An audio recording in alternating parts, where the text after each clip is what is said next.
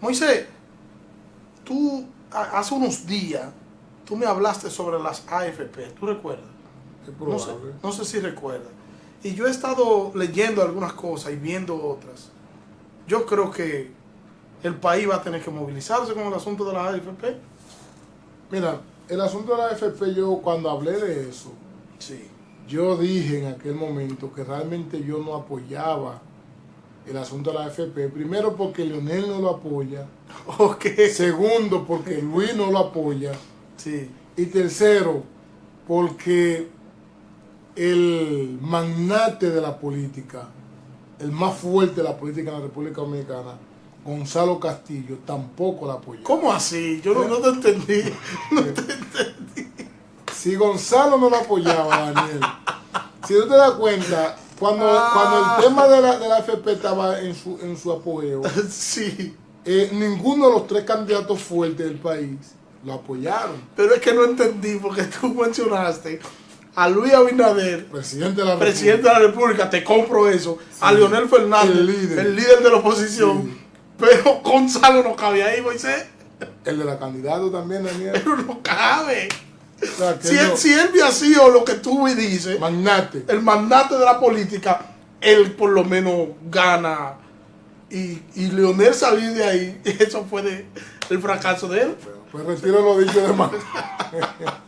Retiro lo dicho de magnate. Entonces, sí. Realmente, ahora yo he estado viendo y estudiando algunas leyes nuevas, sí, que están siendo modificadas, donde el ahorrante está siendo castigado. Anteriormente a ti te daban la oportunidad de que si tú no completabas tus cuotas, bueno, pues a ti te daban tu dinero cuando tú te jubilabas. Sí. No te ponían una pensión, pero te daban tu dinero. Tú con 60, 65 años no ibas a recibir una pensión mensual, pero por lo menos tú puedes retirarte con tu chelito, 600,000 pesos, 1,000,000 de pesos, y poner un negocito para comprar tu medicamento. Ahora hay una nueva ley donde tú vas a recibir 10,000 pesos mensualmente. ¿Cómo va a ser? O sea que ahora te están mandando a que tú te mueras porque 10,000 pesos son 2 pastillas de losartán para la presión y una para azúcar, que ahora todos los viejos ya desde que llegan a los 40 años ya están sufriendo de esas dos cosas. Entonces, yo creo que el país debe, toda la nación completa, debe hacerse eco de esto, porque al final esto nos afecta a todos. Yo entiendo que hay que hacer algo con las AFP y entiendo que lo más saludable y lo más salomónico sería que solo exista una AFP y que esta sea del Estado.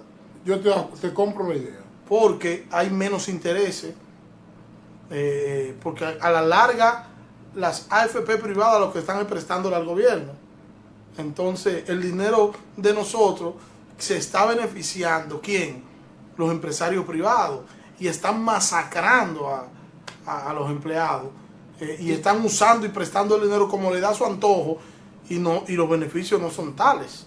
Mira, Daniel, difiero contigo en algo, que tú dices que todos somos perjudicados en esto, y no todos somos perjudicados en esto, porque los dueños de la AFP están acumulando grandes riquezas a costilla nuestra. Sin embargo, hay otros puntos que te lo compro 100%, todavía no con sus acápites, sí, que existan una o dos grandes AFP de gobierno, o al menos administradas por el gobierno, pero le den la opción al cliente de que si quiere ser miembro de una AFP privada, pues que lo sea, pero que ya sea una opción de él. ¿Por qué? Porque lamentablemente lo que estamos viendo es empresas enriqueciéndose, AFP enriqueciéndose, los médicos están al grito, porque también eso tiene que ver con la AFP y ¿cómo se llama la otra parte? Que no son AFP, ARS. Y las ARS son las que están adueñando de los fondos de pensiones, de la salud pública, y se están enriqueciendo, y lamentablemente los contribuyentes estamos cada día más pobres y más desprotegidos. Es así, por eso yo creo, el hecho, bueno, hay de hecho algunas instituciones privadas, públicas, que contra la ley tienen seguros que no es el seguro del Estado, sí. Que esto tiene que empezar por casa. O sea, yo entiendo que hay que darle más énfasis y más prioridad a lo que son las empresas estatales, y es el Estado quien debería tomar el control, y es el Estado quien debería regir a estas empresas, a esos grandes negocios, porque el negocio, la salud es un gran negocio lucrativo para un grupito. Por eso que tú ves, por ejemplo, que te cubre X cantidad en medicamentos anual, tú no usas ese dinero y sin embargo no se te acumulan, simplemente lo perdiste ese año si no lo usaste. Es un abuso. Y tú sabes qué es lo más penoso, Daniel, que hay muchos pacientes que no pueden utilizar ni siquiera sus seguros. ¿Por qué? Porque al ir a la clínica tienen que pagar una diferencia, y muchas veces el paciente no tiene esa diferencia que tiene que pagar. Hay veces que hay médicos que cobran hasta 1.500 pesos de diferencia, 2.000 pesos de diferencia y más. Entonces, no todos los empleados tienen 1.500 pesos para ir a una consulta. Claro. Entonces, a veces tiene la consulta, pero ¿qué sucede? Tú vas a una consulta hoy, el médico te receta, porque los médicos de aquí son médicos recetarios, lo que hacen es recetarte medicamentos.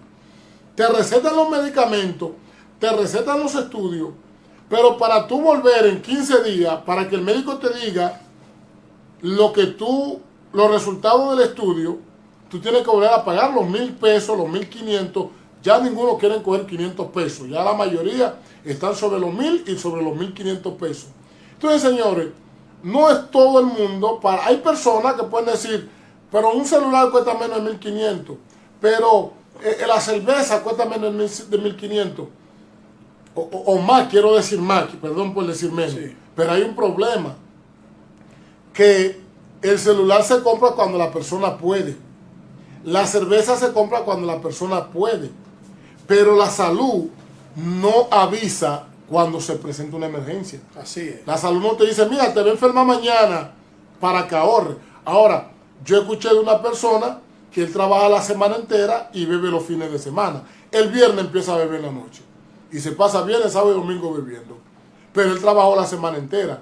Ahora, la enfermedad no te dice, mira, el viernes te va a enfermar, ahorra para que el viernes vaya al médico. Sí.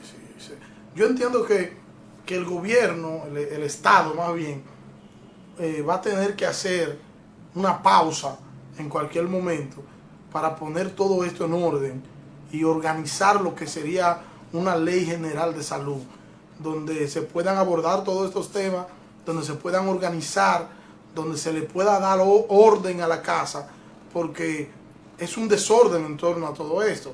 El mismo hecho, Moisés, de que tú tienes, el mismo Estado, el mismo gobierno fue quien determinó o quien favoreció con eso a las AFP, de que iban a cubrir solamente una dosis, una prueba de COVID anual.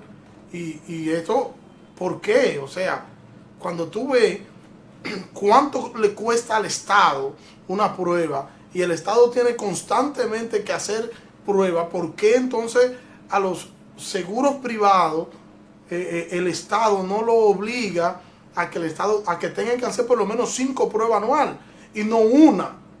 ¿Tú me entiendes? Entonces, un abuso. Hay un estado de los Estados Unidos que mandó a que los empleados públicos y privados se tengan que hacer la prueba del COVID semanalmente. Sí, en Nueva York. Semanalmente tienen que mandar a hacer una prueba. En Nueva York, son 400, creo que son 450,000 empleados públicos. Entonces, como ellos no lo quieren obligar a vacunarse, la idea no es obligarlo a vacunarse, entonces lo que le están exigiendo es que toda la semana, lunes, se hagan la prueba. Ahora, para que me metan esas cosas por la nariz o tú prefieres hacerte la vacuna, yo me la pongo. Pero claro. Y salgo de eso. Y sale de eso. Y que toda la semana, o sea, Yo creo que la idea es esa. La idea es esa, que la gente pueda ceder y pueda terminar entonces vacunándose, porque es que ha subido de manera alarmante la positividad en Nueva York. De 500 y tantos que habían, ha subido a más de 2.000. Hay un 300% sí. de vacunado en retroceso. Y ahora le han llamado, allá le han llamado la pandemia de los no vacunados. Sí. Así que es el nombre que tiene. Sí. Porque el que no se ha vacunado, tú sabes que es un peligro, porque puede entonces infectar a los demás. Pero así andamos. Yo veo algo positivo en esto de que estamos hablando de la AFP y la ARS, y es que estoy viendo a muchos comunicadores haciéndose eco del tema. Y cuando tú sabes que cuando eso sucede, que se empieza todo el mundo a hacerse eco del tema y todo el mundo empieza a hablar del mismo tema, entonces eso genera una tensión al gobierno. Y una tensión que el gobierno tiene que prestarle atención. De hecho, se está llamando a paro nacional ya. Sí. Y se está hablando de paro nacional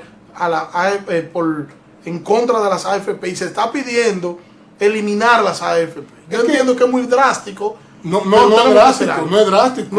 Eliminar las AFP. No es drástico. Es que es lo que tú dijiste ahorita.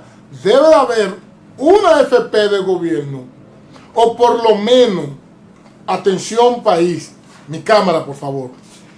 Oigan bien, haciéndome eco de la petición de Daniel Cordero, que dice que debe haber una sola AFP.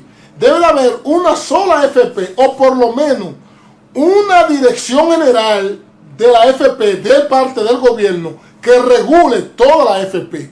Que sea de ahí que se dicten las normas, las políticas para dirigir y para formar las AFP, y los beneficios que van a favor y en contra del asociado. Porque es que hasta ahora no hay quien lo defienda. Yo creo que fuiste tú que hiciste un programa que decía, ¿y ahora quién nos defiende? Algo así. Sí. El Chapulín Colorado. Si no fuiste tú, fue Gelson.